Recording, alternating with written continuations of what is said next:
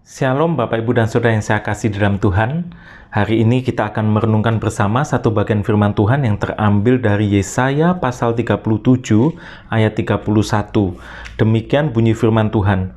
Dan orang-orang yang terluput di antara kaum Yehuda, yaitu orang-orang yang masih tertinggal, akan berakar pula ke bawah dan menghasilkan buah ke atas. Bapak Ibu dan Saudara, hari-hari ini di zaman-zaman sekarang, itu banyak sekali orang yang tidak mau mengikuti hukum proses. Jalan pintas menjadi sangat populer, apa-apa serba instan.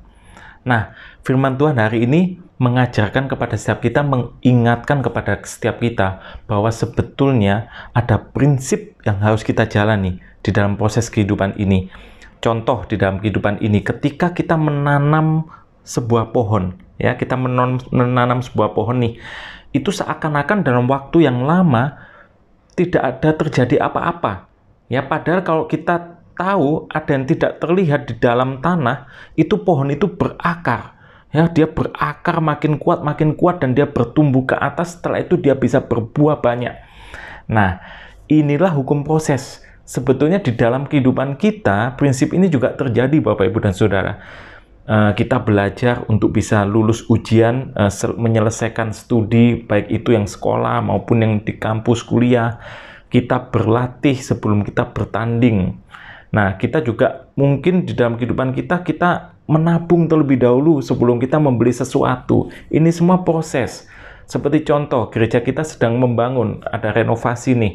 Itu pasti juga akan ada blueprint-nya sebelum melakukan pembangunan. Jadi sudah ada gambarannya seperti apa, nantinya gedung ini akan seperti apa, dan baru dilakukan proses pembangunan itu.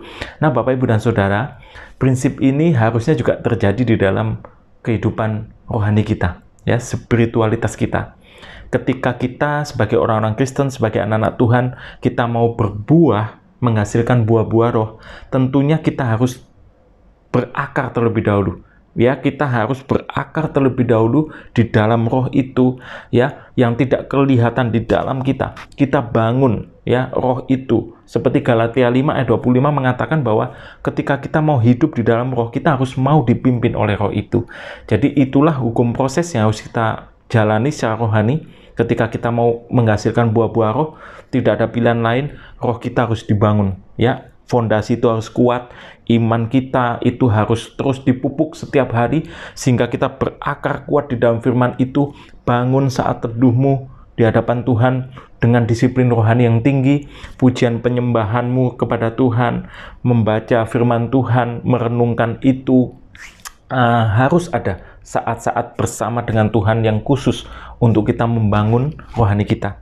Sehingga sekali lagi, kita akan berakar kuat, fondasi kita kuat, dan percayalah kalau itu terjadi akan memancar keluar. Kita sebagai anak-anak Tuhan, kita akan berbuah, buah-buah itu akan kelihatan nyata, kasih itu nyata, damai itu nyata, kita mendatangkan sukacita dimanapun kita berada, itu akan nyata Bapak Ibu dan Saudara. Mari di tahun yang baru ini kita terus semangat untuk kita berbuah makin banyak untuk kemuliaan Tuhan. Tetapi sekali lagi, sebelum itu terjadi, ada proses yang harus kita jalani, yaitu kita berakar di dalam Tuhan. Bangun terus fondasimu yang kuat di dalam iman yang teguh. Mari kita masuk dalam doa. Terima kasih Tuhan, firman-Mu hari ini mengingatkan kepada setiap kami harus berakar ke bawah sebelum kami berbuah ke atas. Biarlah setiap kami terus berakar di dalam Tuhan. Iman kami terus kami pupuk, kami bangun setiap hari di dalam saat-saat teduh kami, sehingga ketika kami dipimpin oleh roh itu, akan terpancar keluar buah-buah roh yang nyata di dalam kehidupan kami dan memuliakan Tuhan. Terima kasih Bapa, di dalam nama Tuhan Yesus kami berdoa. Amin. Tuhan memberkati kita semua.